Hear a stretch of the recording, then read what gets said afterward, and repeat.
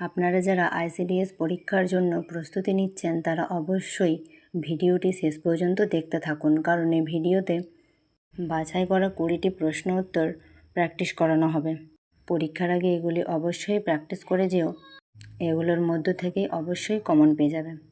আজকের ক্লাসের প্রথম প্রশ্ন হলো অধম শব্দের বিপরীতার্থক শব্দ কী? এর উত্তর হয়ে যাবে উত্তম। 2 নম্বর প্রশ্ন ভারতের জাতীয় বৃক্ষ কোনটি? এর উত্তর হয়ে যাবে বট। 3 নম্বর প্রশ্ন মানবদেহে মোট কয়টি ক্রোমোজোম থাকে? এর উত্তর হয়ে যাবে 46টি। আবার প্রশ্নে আসতে পারে মানবদেহে কয় জোড়া ক্রোমোজোম থাকে, তখন হয়ে যাবে 23 জোড়া।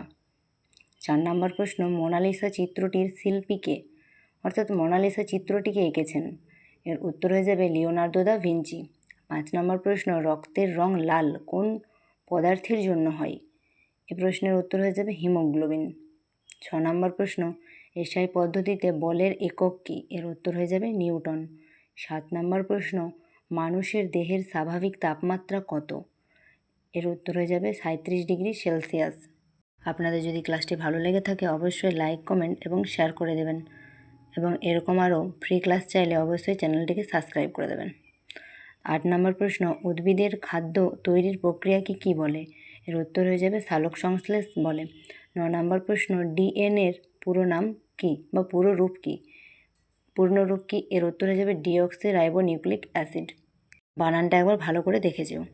10 নম্বর প্রশ্ন জলের রাসায়নিক সংকেত কী? এর উত্তর হয়ে যাবে H2O। 11 নম্বর প্রশ্ন আলোর বেগ শূন্য পথে কত? এর উত্তর হয়ে যাবে 3 × 10⁴ মিটার পার সেকেন্ড। 12 নম্বর প্রশ্ন মানব হৃৎপিণ্ডে কয়টি প্রকোষ্ঠ থাকে?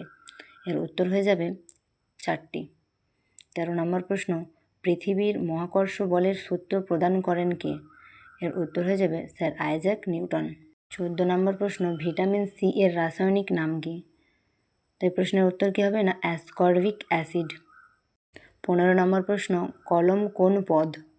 কলম হলো বিশেষ্য পদ। 16 নম্বর প্রশ্ন শত্রু শব্দের সমার্থক শব্দ কী? এই প্রশ্নের উত্তর হয়ে যাবে ওরি। আইসিডিএসে যেহেতু বাংলা ব্যাকরণ থেকে প্রশ্ন আসে তাই এই প্রশ্নগুলি তুলে ধরা হয়েছে, তাই ক্লাসটি শেষ পর্যন্ত দেখতে থাকুন। 17 নম্বর প্রশ্ন ভারতের সর্বোচ্চ বেসামরিক সম্মান কোনটি? তো এই প্রশ্নের উত্তর কী হবে না ভারতরত্ন। 18 নম্বর প্রশ্ন বিদ্যুতের ভালো পরিবাহক কোনটি? বিদ্যুতের ভালো পরিবাহক কোনটি না তামা। 19 নম্বর প্রশ্ন বৈদ্যুতিক প্রবাহের একক কী? এই প্রশ্নের উত্তর কী হয়ে যাবে না বৈদ্যুতিক প্রবাহের একক হলো অ্যাম্পিয়ার। তো আজকের ক্লাসের শেষ 20 নম্বর প্রশ্ন হলো শব্দ শূন্য মাধ্যমে বা শূন্য স্থানে প্রবেশ করতে পারে? এই প্রশ্নের উত্তর হয়ে যাবে না, শূন্য মাধ্যমে প্রবেশ করতে পারে না। আপনারা যারা আইসিডিএসের জন্য প্রিপারেশন নিচ্ছেন অবশ্যই কমেন্টে আইসিডিএস বলে লিখে দেবেন। এরকম আরও ফ্রি ক্লাস চাইলে অবশ্যই চ্যানেলটিকে সাবস্ক্রাইব করে দেবেন। আজকের ক্লাস এখানেই শেষ, পরবর্তী ক্লাস পরের দিন সন্ধ্যে 7টায়। ধন্যবাদ।